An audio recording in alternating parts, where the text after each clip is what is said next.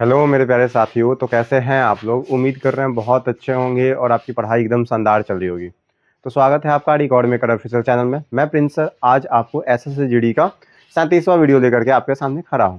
और इस वीडियो का मकसद ये है कि अभी तक जो भी पेपर में क्वेश्चन आ रहे हैं उनका पैटर्न समझ करके आप तक पहुँचा देना, ताकि आपका जो आगामी पेपर है, अभी जो पेपर चल रहा है एसएससी जीडी का, उसका आप 20 में 20 क्वेश्चन करके आप आ जाएँ। ठीक है, तो क्वेश्चन स्टार्ट करते हैं। सबसे पहले ये यहाँ पे देखेंगे क्वेश्चन नंबर 1 है। ठीक है, आप 20 क्वेश्चन देखिएगा, 20 क्वेश्चन का सॉल्यूशन बनाने का प्रयास करिएगा। अगर आपसे क्वेश्चन नहीं बन पा रहा है तो कोई बात नहीं, सॉल्यूशन समझिए, एक्स्ट्रा जो बातें बता रहे हैं उसको नोट डाउन करिए। और बाकी मैंने जो पीछे क्लास नोट्स तैयार करवाया है, यानी इसका जो 20 वीडियो का 36 वीडियो का लेक्चर तैयार करवाया है, उसका एक बार आप रिविजन कर लीजिएगा। जब आप रिविजन कर लेंगे तो आप में एक अजीब सा ऊर्जा आएगा और वो ऊर्जा आपको एसएससी जीडी का जंजीर को तोड़ेगा। ठीक है, चलते हैं। अब क्या है आपका कि क्वेश्चन नंबर आपका कितना नंबर है जी? पहला क्वेश्चन नंबर पहला लिखते क्या है। पहला बोला है कि एक पाइप एक टंकी को 20 मिनट में, बोला है कि एक पाइप एक टंकी को 20 मिनट में भर सकता है। ये एक पाइप है जो एक टंकी को 20 मिनट में भर सकता है तो इसके पहले प्लस लगा दीजिएगा। ठीक है, आगे एक अन्य पाइप उस टंकी को 30 मिनट में खाली कर सकता है। अन्य पाइप भी मान लेते हैं ये 30 मिनट में खाली कर देता है। यदि दोनों एकांतर रूप से चालू किया जाता है तो टंकी को भरने में कितना समय लगेगा, ये बात आपसे पूछे है। कोई बात नहीं। एकांतर रूप का मतलब क्या होता है कि अल्टरनेट एकांतर को इंग्लिश में अल्टरनेट कहते हैं। एक अल्टरनेट का मतलब होता है कि पहले एक ए चलेगा, फिर बी, फिर सी, फिर डी, इस तरीके से। ठीक है, ये देखिए अब क्या करेंगे, हम इनका एलसीएम ले लेते हैं। इनका एलसीएम लेंगे तो 60 होगा, ये 20 60 हो जाएगा, 30 गुना 60 हो जाएगा, यानी ये 3 पानी भरेगा तो ये 2 खाली करेगा। ठीक है, अब बातों को समझिएगा। यहाँ से जब हमें ये पता है कि सर ये 3 पानी भरेगा तो ये 2 खाली करेगा, तो हम करेंगे क्या, ध्यान सुनिएगा। अब क्या होगा कि अगर हम मान लेते हैं कि ए 3 पानी भर रहा है, ए 3 पानी भर रहा है, तो बी क्या कर रहा है, 2 पानी खाली कर रहा है। ठीक है, तो हम कहेंगे कि 2 घंटों में, सॉरी 20 मिनट है ना, 2 मिनट में आपने कितना पानी भरा, तो 1 पानी भरा। कोई दिक्कत है क्या? 2 मिनट में कितना पानी भरा, 1 पानी भरा। अब बात समझिएगा, इससे 3 कम तक जाइए, क्योंकि इसका एफिशिएंसी 3 है, इसलिए यहाँ पे 3 कम तक जा रहा है। तो हम कह सकते हैं कि सर 57 पानी भरने में, क्योंकि टोटल वर्क करना है, 57 पानी भरने में 57 दूना यानी कि कितना हो जाएगा, 114 मिनट लग गया है सर। 114 मिनट लग गया, कितना हो जाएगा 57 पानी भरने में। अब क्या है कि 1 मिनट और लगेगा, 1 मिनट और लगेगा और 3 और पानी अगली बार भरा जाएगा। कितना? 3 और पानी भरा जाएगा। कोई दिक्कत है क्या? कितना पानी और भरा जाएगा? 3 और पानी भरा जाएगा। मेरे भाई एक ये बात को समझिएगा। लेकिन एक बात बताइए मुझे, वेट, एक चीज बताइएगा, किससे पानी अंतिम में भराया होगा ये कैसे पता चलेगा? ये बात अगर आपको पता चल जाएगा तो बहुत बेहतर है। बताइए, आप थोड़ा सा सोचिए, मैं थोड़ा सा आपको समय देता हूँ, फिर मैं आगे बढ़ाऊंगा क्वेश्चन को। बताइए भाई, मेरा ये कहना है, अगर आप नहीं सोच पाए तो फिर भी मैं बताता हूँ। हमें पता है कि सर ऑड प्लेस पे आएगा, ऑड प्लेस पे आएगा तो ए अंत करेगा, और इवन प्लेस पे आएगा, क्योंकि पहला दिन ये काम कर रहा था, दूसरा दिन ये काम कर रहा था, तो इवन प्लेस पे आएगा तो बी अंत करेगा। तो ये क्या है, 114 क्या है, इवन प्लेस है, तो बी अंत किया तो फिर काम किसका बारी आ गया, ए का काम का बारी आ गया, इसलिए 1 मिनट में 3 काम कर देगा। ठीक है, तो 57 और 30 60 काम हो जाएगा, और टोटल कितना लगा, 115 मिनट। कितना मिनट लगा जी, 115 मिनट। 115 मिनट का है ऑप्शन में, ऑप्शन नंबर बी है, देख दीजिए, ये सॉल्यूशन है आपका। ठीक है, अब मैं आगे चल सकता हूँ क्या? चलिए, अब मैं आगे चलता हूँ। आगे चलेगा तो क्वेश्चन नंबर 2 आपके सामने पड़ा हुआ है। क्या बोला है ये बात को समझिए। एक ट्रेन x दूरी और ट्रेन y जिसकी लंबाई x की लंबाई से 2 गुना अधिक है। बात समझिएगा भाई, देखिए एक ट्रेन है x, ठीक है, दूसरी ट्रेन, ये दूसरी, ठीक है, दूसरी ट्रेन y, ठीक है, ये क्या बोला, एक ट्रेन है x जो दूसरी ट्रेन y, ठीक है, जिसकी लंबाई x की लंबाई से दोगुनी अधिक है। ठीक है, दोगुना अधिक है। देखिए दोगुना अधिक, दोगुना नहीं है, दोगुना अधिक है, अर्थात अगर ये x होगा तो ये 3x होगा। क्यों? क्योंकि दोगुना अधिक यानी कि 2x तो और जुटेगा, इसलिए 3x हो गया। ठीक है, अब कह रहा है 20 सेकंड में विपरीत दिशा में पार करती है। क्या होता है कि दोनों ट्रेन जब एक दूसरे के साथ चलती है तो 20 सेकंड में पार करती है, यानी कि टाइम जो दिया है ये दिया है 20 सेकंड। ठीक है, लिखते जाइए आराम से। आगे बोला है ट्रेन x 250 मीटर लंबे प्लेटफॉर्म को 30 मीटर प्रति सेकंड की गति से 15 सेकंड में पार करती है। देखिए ट्रेन x जो है 250 मीटर लंबे प्लेटफॉर्म को, बोला है कि ट्रेन x जो है ये 250 मीटर लंबे प्लेटफॉर्म को 30 सेकंड में पार करती है। तो एक बात बताइए, सॉरी 30 मीटर प्रति सेकंड की गति से 15 सेकंड में पार करती है। मेरे भाई बात समझिएगा, अगर मैं बोलूं कि डिस्टेंस बराबर क्या होता है, स्पीड इंटू टाइम होता है। समझिएगा बातों को। और टोटल डिस्टेंस जब ट्रेन 250 मीटर लंबी प्लेटफॉर्म को पार कर रहा था तो कितना था, 250 प्लस 6 था। क्यों? क्योंकि कोई प्लेटफॉर्म को जब ट्रेन पार करती है, आता है, ऐसा क्वेश्चन बहुत आ रहा है, बात को समझिएगा, जब प्लेटफॉर्म किसी प्लेटफॉर्म को कोई ट्रेन पार करती है तो प्लेटफॉर्म का डिस्टेंस प्लस अपनी डिस्टेंस वो टोटल डिस्टेंस हो जाता है, ठीक है। अब स्पीड कितना है, स्पीड है 30 और गुने टाइम कितना दे दिया है, टाइम दे दिया है 15 सेकंड, तो 15। अब यहाँ देखिएगा तो 15 45, ठीक है, ये कितना जाएगा 450 और ये कितना हो जाएगा 250 प्लस x, तो जो x का मान आ गया ये आ जाएगा 200। अर्थात हम ये कह सकते हैं कि ट्रेन की जो लंबाई है x की वो 200 है। मेरे भाई जब ट्रेन की लंबाई x की पता चल गया हमारा 200 मीटर, तो इसका कितना हो जाएगा, ये हो जाएगा 600 मीटर। देखिए ये सब वो क्वेश्चन बन सकता है, कोई दिक्कत है क्या, ये अच्छा क्वेश्चन है। आगे बोला है तो ट्रेन y की गति मीटर प्रति सेकंड में ज्ञात करिए। कोई बात नहीं, ट्रेन y की गति मीटर प्रति सेकंड में ज्ञात करना, कोई बात नहीं। हम जानते हैं कि सर आपने बताया कि डिस्टेंस बराबर होता है स्पीड इनटू टाइम। अब देखिए क्या होता है, अब पहला वाला बात पता है, बोला था, ध्यान से सुनिएगा, वहां पे बोला था कि डिस्टेंस जो होगा दोनों ट्रेन की लंबाई होगा। देखिए क्या बोला है, एक ट्रेन x दूसरी ट्रेन y को जिसकी लंबाई x की लंबाई से दुगना अधिक है 20 सेकंड में विपरीत दिशा में पार करते हैं। विपरीत दिशा में पार करती है, जब विपरीत दिशा में पार करती है तो स्पीड जुड़ता है। मेरे भाई ये बात आपको बता दिया गया है। अगर 20 सेकंड में पार करती है, बातों को समझिएगा, तो मेरे भाई अब बताइए कि स्पीड दोनों का जुटेगा। अब एक का स्पीड हमको पता है कि 30 मीटर प्रति सेकंड है और दूसरा को हम मान लेते हैं कि y मीटर प्रति सेकंड है। y मीटर प्रति सेकंड कह सकते हैं क्या, ये बात आपको समझ में आ रहा है, y मीटर प्रति सेकंड कह सकते हैं क्या, मैं मान लिया y मीटर प्रति सेकंड। अब देखिए सॉरी ये y मीटर प्रति डिस्टेंस हम इधर लिख रहे हैं ना जी, डिस्टेंस दोनों का कितना हो जाएगा जी, हमें पता है कि 600 200 800 डिस्टेंस है सर, 800 बराबर स्पीड कितना हो जाएगा सर, स्पीड हमें पता है कि x का चाल दिया था हमारे पास 30 मीटर प्रति सेकंड, 30 मीटर प्रति सेकंड और उसका सर y मान लिया है और टाइम जो लगा था शुरू में सर 20 सेकंड लगा था, तो 20 यहाँ पे गुना कर दिया, ठीक है। अब देखिए ये 0 से 0 काट दिए, ये 2 से काटेंगे तो ये कट जाएगा 40 बार में, ठीक है। तो 40 बराबर क्या हो जाएगा 30 प्लस y, अर्थात y का मान कितना हो जाएगा मेरे भाई 10। बात समझिएगा, y का मान कितना आ गया, y का मान आपके लिए 10 आ गया। अब सुनिएगा ध्यान से, तो बोला है कि ट्रेन y की गति मीटर प्रति सेकंड में क्या है, तो यही तो है y की गति 10 मीटर प्रति सेकंड। देखिए ऑप्शन नंबर बॉम्बे, ये बहुत अच्छा सा सवाल था, आप इतना आसानी से नहीं बना सकते थे, 2-3 क्वेश्चन का कलेक्शन था यहाँ पे क्वेश्चन बनाने के लिए, ठीक है ना। मैं आगे चलूं, चलते आगे। अब मेरे भाई देखिए क्वेश्चन नंबर 3 है आपका, क्या बोला है कि एक राशि साधारण ब्याज पर 4 वर्ष में दुगना हो जाती है। क्या बोला कि एक राशि है, एक राशि साधारण ब्याज पर 4 वर्ष में दुगना हो जाती है, समान राशि कितने वर्ष में 16 गुना हो जाएगी। कोई बात नहीं सर, हमें पता है कि प्रिंसिपल कोई पी होगा। चलिए एक काम करते हैं, एक मान ले क्या पी रख करके काटिएगा बाद में, हम मान लेते हैं कि जो प्रिंसिपल कोई प्रिंसिपल पी ही होगा। आप बहुत भोले भाले हैं इसलिए हम प्रिंसिपल पी मान लें। एक राशि साधारण ब्याज पे 4 वर्ष में, टाइम कितना दिया है 4, हाँ टाइम दे दिया है 4, P into R into T, और आर का नहीं पता है, ठीक है, बट्टा में 100, कोई दिक्कत है क्या। और क्या बोल रहे हैं, दोगुना हो जाती है, 4 वर्ष में दोगुना हो जाती है, यानी कि ब्याज कितना होगा, अगर पी रुपया दिए, बात समझिएगा, अगर मैं आपको पी रुपया दिया और आपने मुझे 2p दिया, इट मीन्स कि ब्याज के रूप में आप पी रुपया और दिए मुझे, ठीक है, इसलिए ब्याज पी हो जाएगा। अब यहाँ पे बात समझिएगा, पी से पी कट जाएगा क्या, अब 4 से काटेंगे तो 25 बार में कट जाएगा, अर्थात रेट जो आया मेरा 25% आया। रेट कितना आ जाएगा जी 25%। अब बोले समान राशि कितने वर्ष में 16 गुना हो जाएगी। कोई बात नहीं सर, 16 गुना हो जाएगी तो रेट की ब्याज कितना मिलेगा, 15p मिलेगा। देखिए प्रिंसिपल गुने, ठीक है, रेट है 25 इंटू टाइम, क्या बोला है समान राशि कितने वर्षों में, टाइम टी मान लेते, ठीक है, बटा 100 इक्वल टू बोल रहा है कि 15p हो जाएगा। पी से पी कट गया क्या, 25 का 100 कट गया तो 15 का 60, टी का मान 60 आ जाएगा, यानी 60 सालों में ये काम कंप्लीट हो जाएगा, 60 साल। Option number B. क्या ये बात आपको समझ में आ रहा है। देखिए ये क्वेश्चंस बनाने के लिए आप बिना पेन का यूज भी करते तो बन जाता, बहुत आसानी से बनता। आपको देखना क्या था कि सर यहाँ पे 4 वर्षों में दुगुना हो रहा है, अर्थात 100% रेट मिल रहा है, सॉरी 100% ब्याज मिल रहा है, 100% को 4 से भाग कर दे तो 25% रेट तुरंत निकल जाता है, बस मेरा। और वहाँ पे कितना था, टोटल आना था 1500 बटा 25 करते तो आपका आंसर आ जाता 60। आगे चलता हूँ, ठीक है, ये एक अच्छा तरीका है। नेक्स्ट बोला क्वेश्चन नंबर 4 कि राम ने अपनी कार 60,000 रुपये में बेची और उसे 50% लाभ प्राप्त हुआ, यदि वह अपनी कार 40% लाभ पर बेचता है तो विक्रय मूल्य क्या होगा। देखिए सबसे पहले बात हम ऑप्शन से बनाने का तरीका बताया क्या इसको।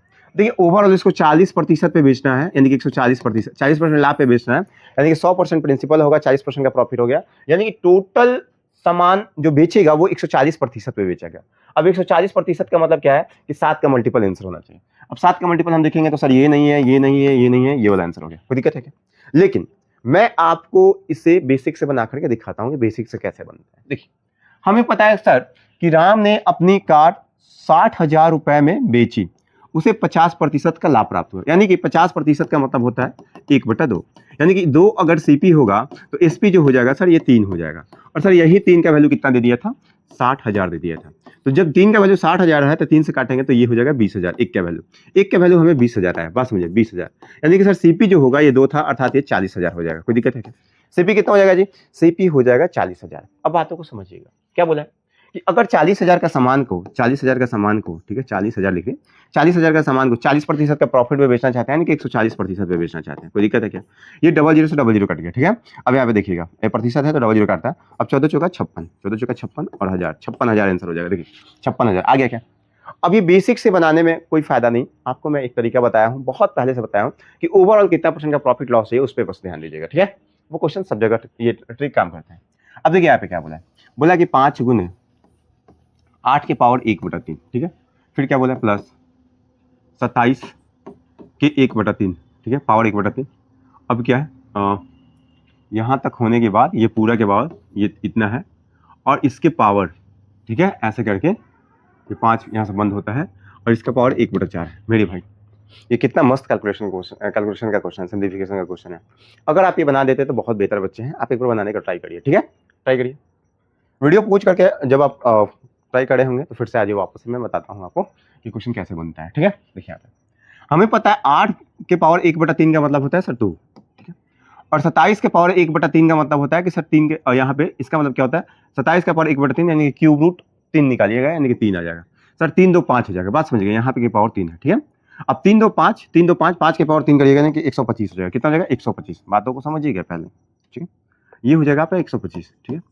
अब 125 इंटू 5 है यहाँ पे, अब इसका पावर है 1/4, बात समझिएगा। इसका मतलब क्या, 125 का मतलब 5 के पावर 3 होता है, ये बात तो पता है आपको, इसका मतलब होता है 5 के पावर 3 और गुने 1, तो 5 के पावर 1 गुने 5 के पावर 3 करिएगा तो ये अंदर हो जाएगा 5 के पावर 4, 5 के पावर 4 और ओवरऑल है 1/4, तो 4 से 4 ये कट गया, यानी आंसर आ कितना गया 5, आंसर आ गया 5। अब 5 कहाँ है, ऑप्शन नंबर है, कोई दिक्कत है क्या?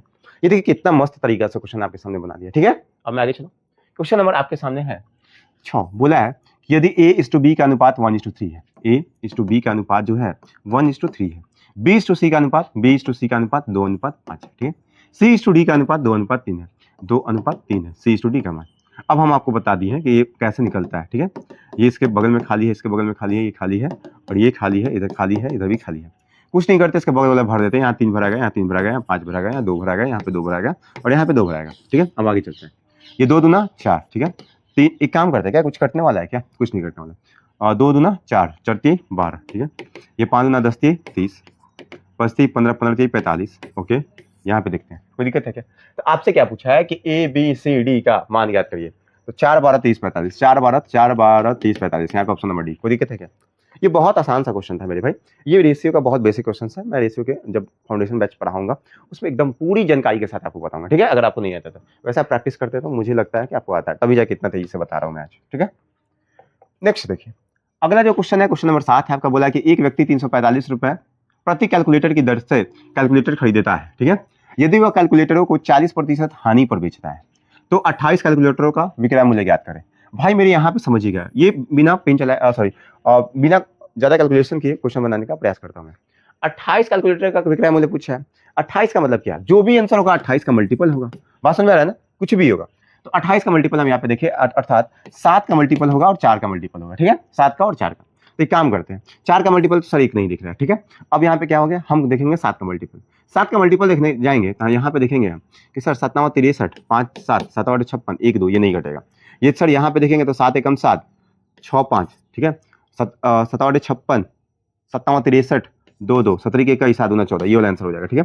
यहाँ पे 7 8 56, ठीक है, और 1 9, 7 दूना 14, 5 6, 7 8 56, बात समझ में आ रहा है ना, ये भी एक ऑप्शन हो सकता है। देखिए भाई, अब दो ऑप्शन में हम लोग फंस गए, अब 2 ऑप्शन में फंस गए तो अब करना क्या होता है, अब बेसिक से सॉल्यूशन करना पड़ जाएगा आपको, ठीक है। तो बेसिक से सॉल्यूशन कर लेते हैं, कोई बात नहीं। देखिए यहाँ पे क्या बोला है, बोला क्या है कि एक व्यक्ति 345 रुपए प्रति कैलकुलेटर की दर से कैलकुलेटर को खरीदता है, यानी कि सीपी जो है 345 रुपए, ठीक है। अब बात समझिए, ठीक है। आगे बोल रहा है यदि वह कैलकुलेटरों को 40% हानि पर बेचता है, ठीक है, 40% हानि, यानी कि 345 का 40% हानि का मतलब होता है 2/5, यानी 5 का सामान 3 में ही बेच रहा है, यानी कि 3/5 पर बेच रहा है, ठीक है। और ये क्या बोल रहा है कि 28 कैलकुलेटरों का विक्रय मूल्य क्या हो जाए, तो गुना 28 कर लीजिए, कोई दिक्कत है क्या? बस आप सॉल्व कर लीजिए, आंसर आ जाएगा। देखिए यहाँ पे एक 3 आ गया, यहाँ पे कितना आ गया, 3 आ गया, क्योंकि 75% पे, तो 3 का मल्टीपल चेक कर लीजिए यहाँ पे। जब 3 का मल्टीपल देखिए 7 5 12 9 6, ठीक है। यहाँ पे जब आए थे यहाँ पे देखिए 3 5 3 8 1 9 4 2 6, ये भी हो रहा है भाई। कैलकुलेट आज आपको करना पड़ेगा। देखिए यहाँ पे एक इकाई अंक से कर सकते, देखिए 5 से काटिएगा तो कितना, 5 6 30, 5 9 45, ठीक है, 9 3 27 और 7 8 56, लास्ट में 6 आएगा, ये वाला आंसर हो जाएगा, ठीक है। आप कैलकुलेट कर लीजिएगा इसको, ठीक है। मैं आंसर ये वाला नहीं बताया मेरे भाई, बाद में आप मत कह दीजिएगा सर सी आंसर करवाया आपने, इकाई अंक से फिर करके ये वाला कर लिए, कोई दिक्कत है क्या आपको? चलिए मैं आगे चलता हूँ।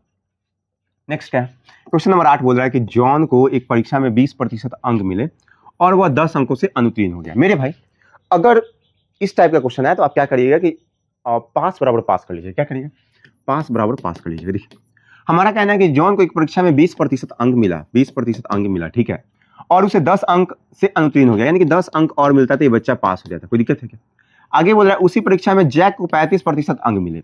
अगर जैक को 35% अंक मिला, बात समझिएगा, और न्यूनतम उत्तीर्ण अंकों से 20 अंक अधिक मिले थे। देखिए क्या बोला, न्यूनतम उत्तीर्ण अंकों से 20 अंक अधिक मिले थे। मेरे भाई अगर 20 अंक कम भी मिलता तो ये पास हो जाते। कोई दिक्कत है क्या? आगे बोल रहा है तो उत्तीर्ण होने के लिए आवश्यक न्यूनतम अंकों का प्रतिशत ज्ञात करें। कोई बात नहीं, मैं बोल रहा है कि पास होने के लिए मिनिमम कितना मार्क्स चाहिए आपको, कितना परसेंटेज चाहिए, ये बता दीजिए। मेरे भाई अब समझिएगा बातों को, परसेंटेज को एक तरफ लाएंगे, नंबर्स को एक तरफ लेके जाएंगे, ठीक है। हमारा मानना है ये 35% है, 20% है, इधर आ जाएगा 15%। इधर इसको लेकर के आइएगा तो ये हो जाएगा 20 और 10 30 हो जाएगा। जब 15% का वैल्यू 30 है, 15% का वैल्यू 30 है तो 1% का वैल्यू 2 हो जाएगा, यानी कि 100% का वैल्यू कितना हो जाएगा भाई, 200 हो जाएगा। कोई दिक्कत है क्या? 100% का वैल्यू कितना हो जाएगा, 200। अगर आपसे पूछेगा कि मैक्सिमम नंबर बताइए इस एग्जाम का, तो आप क्या बताइएगा, 200 बताइएगा। ये मैं इसलिए बता रहा हूँ क्योंकि क्वेश्चन पूछता है आपसे, एक्स्ट्रा फैक्ट बता रहा है, ठीक है। लेकिन आपसे पूछा कि मेरे भाई आप बताइए कि टोटल प्रतिशत कितना था पास होने का। हमें पता है कि 1% का वैल्यू 2 है, ठीक है, तो हम इसको पकड़ते हैं, ठीक है। 1% का वैल्यू 2 है क्योंकि प्रतिशत में पूछ रहा था आपसे, ठीक। तो हम क्या करेंगे कि सर 1% का वैल्यू 2 है तो हम कह सकते हैं कि 5% का वैल्यू 10 है, 5% का वैल्यू 10 है, यानी कि ये 10 अंक ना कह के, यहाँ पे 10 अंक ना कह के 5% हम कह देते हैं। तो 20% प्लस 5% अगर और आता है, यानी 25% पे पासिंग प्रतिशत था। कितना परसेंट पे? 25%। तो 25% का है ऑप्शन नंबर सी। क्या ये बात समझ में आ रही है आपको? ये देखिए कितना मजा आ रहा है आपको समझने में। ये तभी आएगा जब आप लगातार मेरे वीडियो को देखेंगे, लगातार पिछली क्लास नोट्स को समझेंगे, तो और मजा आएगा मेरे भाई। अभी जितना आ रहा है कम है, और ज्यादा मजा आएगा, ठीक है। चलिए मैं आगे चलूं। आपके सामने क्वेश्चन नंबर 9 पढ़ रहा है, बोल रहा है कि एक आयत का क्षेत्रफल 147 सेंटीमीटर स्क्वायर है और इसकी लंबाई और चौड़ाई का अनुपात 3:4 है। लंबाई बोल रहा है सर कि अगर 3x है तो चौड़ाई जो होगा ये x हो जाएगा। कोई दिक्कत है क्या? यदि वृत्त का व्यास आयत की लंबाई का 1/3 है तो वृत्त का क्षेत्रफल ज्ञात करिए। कोई बात नहीं, हमें पता है कि सर आयत का क्षेत्रफल क्या होता है। आयत का क्षेत्रफल, आयत के बारे में यहाँ पे मैं लिख देता हूँ कि आज अगर आयत पढ़ाई हो रहा है तो आप जाकर के पिछला रिवीजन पूरा आयत का फॉर्मूला कर लीजिएगा, लास्ट वीडियो में बताया था मैंने, ठीक है। तो क्या बोला है कि आयत का क्षेत्रफल क्या है, 147 है। सर आयत का क्षेत्रफल L इंटू बी होता है, बराबर 147 दिया है, ठीक है। अब यहाँ से करेंगे सर 3x, L का मान 3x है, B का मान x है, तो बराबर 147 कर लेते हैं। सर 3 से काट देंगे ना तो 3 चौका 12, 3 9 27 49 आ जाएगा। सर x स्क्वायर का मान 49 आ गया, तो x का मान जो आएगा सर ये 7 आएगा। कोई दिक्कत है क्या? x का मान कितना आ गया आपके लिए? x का मान आपके लिए 7 आ गया। जब x का मान 7 आ जाएगा तो इस बात को समझिएगा, ठीक है। x का मान 7 आ जाएगा, अर्थात अगर आपसे पूछता कि लंबाई कितना है तो 21 बताते थे, चौड़ाई पूछता तो आपको 7 बताना पड़ता, ठीक है। लेकिन आपसे ना लंबाई पूछे ना चौड़ाई पूछे, आपसे क्या बोला, यदि वृत्त का व्यास आयत की लंबाई का 1/3 है। 1/3 का मतलब कि अगर लंबाई 21 है तो 21 का 1/3, यानी कि जो लंबाई व्यास है ये आ जाएगा 7। कितना हो जाएगा? 7। ये क्या है? वृत्त का व्यास है, ये है वृत्त का व्यास, ठीक है मेरे भाई। ठीक, आगे देखिए क्या बोला है। तो वृत्त का क्षेत्रफल ज्ञात करना है। वृत्त का क्षेत्रफल क्या होता है मेरे भाई? वृत्त अब है तो वृत्त का पूरा फॉर्मूला याद कर लीजिएगा आप जाकर के, ठीक है। अब वृत्त का क्षेत्रफल क्या होता है? वृत्त का क्षेत्रफल होता है पाई आर स्क्वायर, ठीक है।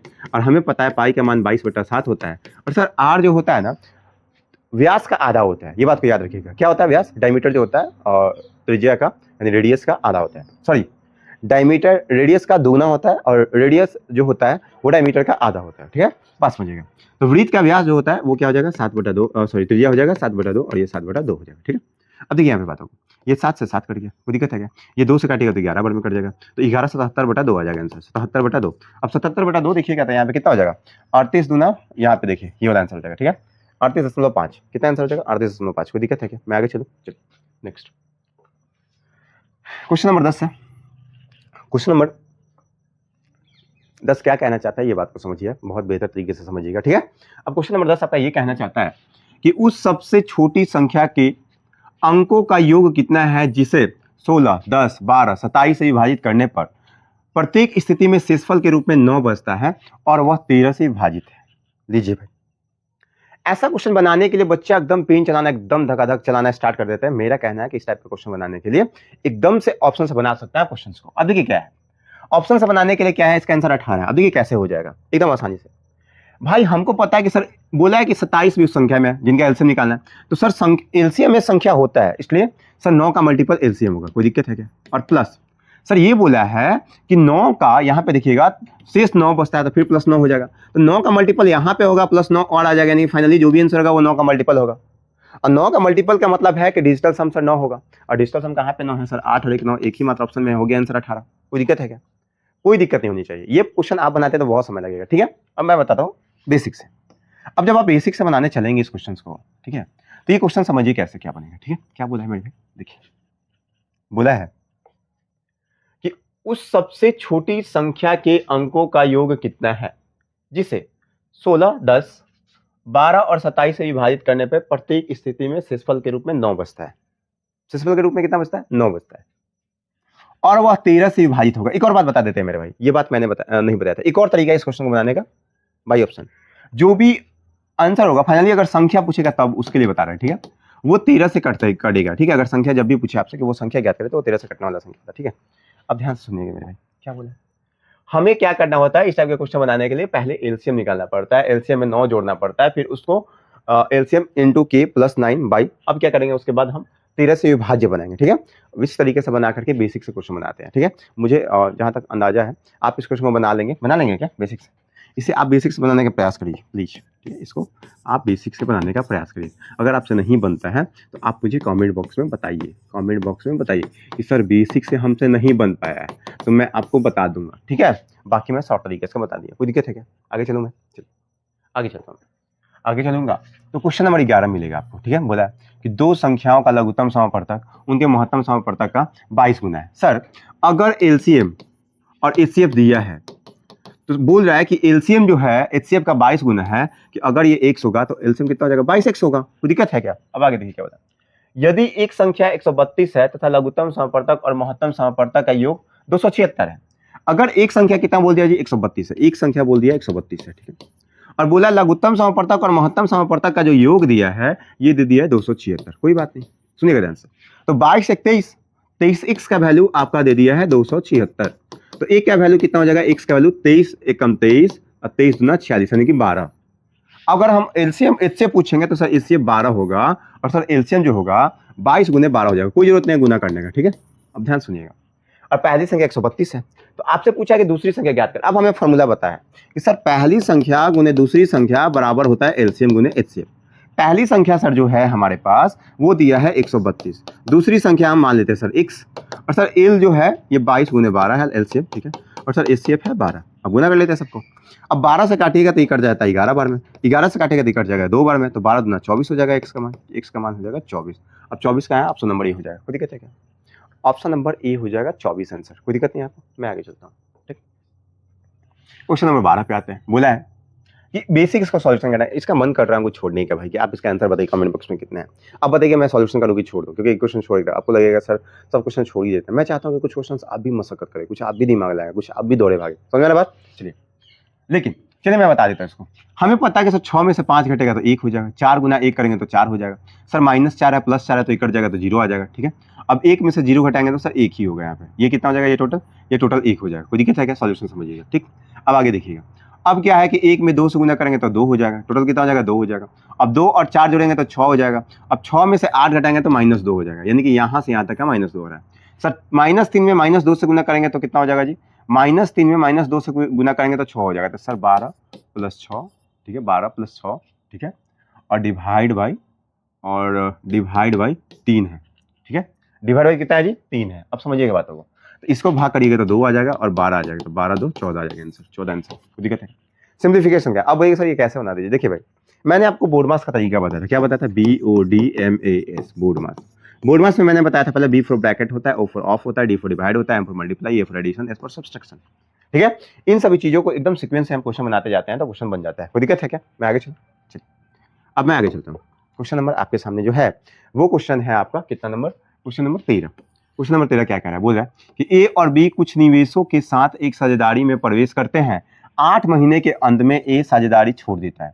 भाई ए है और बी है, ए और बी जो है 8 महीना के लिए साझेदारी किया था, सॉरी पहले ए 8 महीने के लिए किया था तो गुना 8 कर देता है। कोई दिक्कत है क्या? आगे बोल रहा है और अपनी धनराशि वापस ले लेता है। ए और बी को वर्ष के अंत में 5:9 के अनुपात में लाभ होता है। देखिए भाई एक चीज बताता हूँ, एकदम बेसिक से बताता हूँ, ठीक है। हमें क्या करना होता है सबसे पहले कि हम जानते हैं कि सर इन्वेस्टमेंट इनटू टाइम बराबर प्रॉफिट होता है, ठीक है। अब प्रॉफिट का रेशियो 5:9 है, अर्थात सर अगर ए को 5 रुपए का प्रॉफिट होगा तो बी को 9 रुपए का प्रॉफिट होगा। कोई दिक्कत है क्या? अब आगे बोल रहा है सर ए जो टाइम लगा रहा है 8 महीने के लिए लगा रहा है, कोई दिक्कत नहीं। आगे बोल रहा है ए और बी अपने अंत में 5:9 के अनुपात लाभांश प्राप्त होता है यदि बी ने 36,000 रुपए का निवेश किया था। बी ने 36,000 रुपए का निवेश किया था, ठीक है, बात समझिएगा। और इस बात को याद रखिएगा, क्या बोला है कि 12 महीना के बाद यानी 1 वर्ष के बाद पैसा निकालेगा, अर्थात बी जो है, बी के बारे में अगर कुछ नहीं बोला गया तो ये 12 महीने के लिए पैसा लगाएगा, ठीक है। और ये कितना लगाएगा ये आपसे पूछा है, कोई बात नहीं। अब देखिए यहाँ पे हम जानते हैं कि सर ये 2 हो जाएगा, ठीक है, और ये कितना हो जाएगा मेरे भाई, ये हो जाएगा आपका 6, ठीक है, और सॉरी 4 से काटा है ना तो चढ़ती बार ये 3 हो जाएगा, कितना हो जाएगा 3 हो जाएगा, कोई दिक्कत है क्या। अब देखिए ये 2 से काटेगा तो कितना हो जाएगा 18 हो जाएगा, कितना हो जाएगा 18,000 हो जाएगा, ठीक है। अब हमें पता है कि 38 54 हो जाएगा, यानी कि सर 9 का वैल्यू हो जाएगा यहाँ पे 54,000, ठीक है। तो 9 6 54, सर 1 का वैल्यू हो जाएगा 6,000, 1 का वैल्यू कितना हो जाएगा 6,000। जब 1 का वैल्यू 6,000 हो गया, बात समझिएगा, तो यहाँ पे क्या हो जाएगा ये 6,000, तो 6 पचे 30,000, कितना हो जाएगा 30,000, यानी कि जो प्रिंसिपल था वो कितना आ जाएगा जी 30,000 हो जाएगा, कोई दिक्कत है क्या। तभी तो यहाँ पे 30,000 रखिएगा, तब ना 30 में 1 गुना करिएगा तो यहाँ पे आ जाएगा 30, क्योंकि यहाँ पे 1 है, कोई दिक्कत तो नहीं आपको। इस तरीके से क्वेश्चन बनते हैं, बहुत आसान तरीके से क्वेश्चन मैंने बता दिया। 30 से टिक आउट कर लिया, ठीक है। चलिए नेक्स्ट क्वेश्चन नंबर 14 बोला है कि 9 सेंटीमीटर त्रिज्या और 15 सेंटीमीटर ऊंचाई वाले एक शंकु को पिघलाकर 45 सेंटीमीटर ऊंचाई का एक बेलनाकार बनाया जाता है, तो बेलन का व्यास का। देखिए भाई हम क्या करते हैं इस टाइप का क्वेश्चन में कि शंकु का आयतन बराबर हो जाता है बेलन का आयतन। अब एक काम करिएगा, हम यहाँ से एक और काम दे देते हैं आपको, शंकु का पूरा फॉर्मूला रिवीजन कर लीजिएगा, ठीक है, और बेलन का पूरा फॉर्मूला रिवीजन कर लीजिए। अभी पॉज करिए वीडियो को और जा करके पीछे रिवीजन करिए, क्योंकि मैंने पूरा बताया, ठीक है। अब क्या बोला है इस टाइप के क्वेश्चन में, क्या करते हैं आयतन को इक्वल करते हैं। बोला क्या है कि शंकु का आयतन क्या होता है 1/3 पाई आर स्क्वायर एच, ये क्या होता है पाई आर स्क्वायर एच होता है, ठीक है। अब बोला कि 9 सेंटीमीटर त्रिज्या और 15 सेंटीमीटर ऊंचाई वाले एक शंकु को पिघलाकर, 9 सेंटीमीटर त्रिज्या 15 सेंटीमीटर ऊंचाई, ठीक है, तो ये पाई से पाई कट जाएगा क्या, ठीक है। अब देखिए 1/3 इंटू त्रिज्या 9 सेंटीमीटर तो 9 गुने 9 और ऊंचाई कितना है 15 सेंटीमीटर तो 15 हो गया, ठीक है। अब आगे बोला है कि 9 सेंटीमीटर त्रिज्या और 15 सेंटीमीटर ऊंचाई वाले हो गया शंकु को पिघलाकर 45 सेंटीमीटर ऊंचाई का एक बेलन बनाया जाता है। सर इसका ये नहीं पता, लेकिन 45 सेंटीमीटर ऊंचाई का एक बेलन है, ठीक है। अब देखिए 15 तो ये 45 होता है, ठीक है। अब 3 से काटेंगे तो ये 3 बार में कट जाएगा, ठीक है, ये 3 से 3 कट जाएगा। आर स्क्वायर का 9 है तो आर का मान कितना हो जाएगा 3, अर्थात बेलन का जो त्रिज्या आया वो 3 सेंटीमीटर आया, ठीक है। तो बेलन का व्यास पूछा है, तो हम जानते हैं कि सर त्रिज्या का दुगुना व्यास होता है, यानी कि 6 हो जाएगा सर आंसर। 6 कहाँ पे, ऑप्शन नंबर डॉट, ठीक है। इस तरीके से क्वेश्चन बनता है मेरे भाई, बहुत जरूरी होता है, ठीक है। अब चलिए आगे, क्वेश्चन नंबर आपके पास 15 नंबर है। बोला है कि ए 30 किलोमीटर प्रति घंटे की गति के साथ 15 किलोमीटर प्रति क्या बोला, ए 30 किलोमीटर प्रति घंटे की गति के साथ 15 किलोमीटर की यात्रा करता है, ठीक है। वह 10 किलोमीटर प्रति घंटे के साथ 25 किलोमीटर की यात्रा करता है और करता है। पूरी यात्रा के लिए उसकी औसत गति ज्ञात करें। कोई बात नहीं, औसत गति की ज्ञात करने के लिए बोला गया, तो औसत की जितनी भी बातें हैं आप जाकर के रिवीजन कर लीजिएगा। मैं बस यहाँ पे बताता हूँ कि एवरेज स्पीड बराबर क्या होता है। एवरेज स्पीड बराबर होता है total distance by total time, ठीक है। अब टोटल डिस्टेंस कितना है भाई मेरे पास, ये बताइए। 15 किलोमीटर यहाँ गया है और 25 किलोमीटर यहाँ गया है, तो कितना हो गया 35 किलोमीटर हो गया टोटल डिस्टेंस। अब टोटल टाइम कितना हो जाएगा, टोटल टाइम हो जाएगा, हमको पता है कि सर 30 की स्पीड से जा रहा है 15 किलोमीटर, तो टाइम कितना लगेगा आधा घंटा। अरे भाई 30 की स्पीड से जा रहा है 15 किलोमीटर जाना है, तो टाइम कितना लगा आधा घंटा। आधा घंटा का मतलब होता है 0.5 आवर, ठीक है। अब आगे समझिएगा, वो बोल रहा है कि 10 किलोमीटर प्रति घंटे की गति से के साथ ये 25 किलोमीटर जाता है, तो कितना घंटा लगा जाएगा। 10 की स्पीड से जा रहा है 25 किलोमीटर जा रहा है, यानी कि 2.5 घंटा लगाएगा। कितना हो जाएगा 2.5 घंटा, तो टोटल कितना हो जाएगा यहाँ पे 3 घंटा, तो बटा 3 कर लीजिए, ठीक है। अब यहाँ पे सॉल्यूशन करिएगा तो कितना हो जाएगा 11.2/3, ठीक है। कितना हो जाएगा 11.2/3। 11.2/3 का मतलब क्या, अच्छा 35/3 डायरेक्ट नहीं दिया है क्या, ओह कहाँ गलती कर रहे हैं भाई, पूरी 35/3 दे ही नहीं रहा है, कहीं गलती कर दिया क्या हम लोग, कहीं कुछ ऐसा जो गलती कर रहे हो, देखेंगे क्या। क्या बोल रहे हैं कि 30 किलोमीटर प्रति घंटे की गति के साथ 15 किलोमीटर की यात्रा करता है, ठीक है। 10 किलोमीटर प्रति घंटे की गति के साथ 20-25 किलोमीटर की यात्रा और करता है, तो 15 और 25, अच्छा 15 और 25 जोड़ेंगे तो भाई 40 होगा ना, ये क्या कर दिए हम, कोई बात नहीं यहाँ पे कर लेते हैं। कितना हो जाएगा 15 और 25 जोड़ेंगे तो 40 है। अरे भाई आ तो जा, चलिए 40, यहाँ पे 40/3 आंसर हो गया, ठीक है। मैं आगे बेसिक सा बात था, थोड़ा सा गलती हो रहा था, ये नहीं था, ठीक है। नेक्स्ट, इसको बनाने का सबसे जो शानदार तरीका है, देखिए ओवरऑल प्रॉफिट कितना का हुआ था 2250 का हुआ था, 2250 का हुआ था ना जी।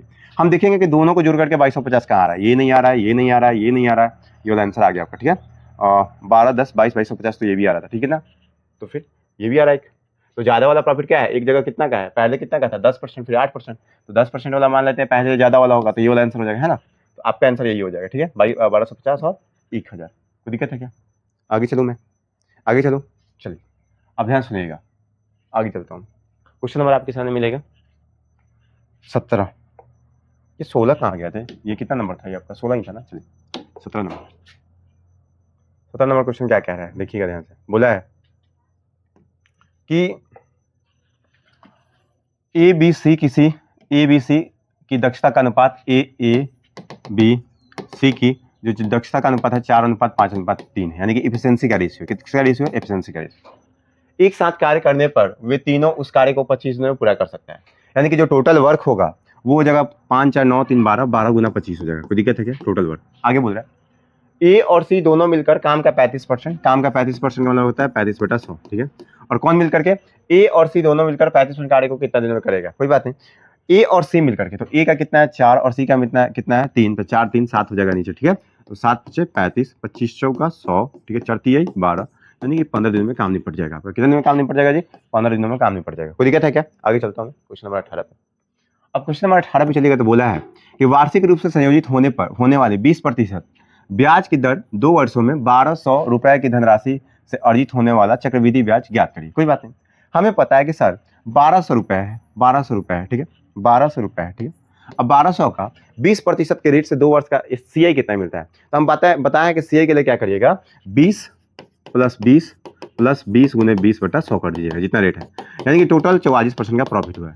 यानी कि 44% का प्रॉफिट होगा तो ओवरऑल यहाँ पे 44% कर देंगे, यहाँ पे डबल कट गया, तो बच्चों का 48 का 8 4 बच्चों का 48 4 52, यानी कि 528 रुपये सीआई मिलेगा। कितना रुपया, 528 रुपये।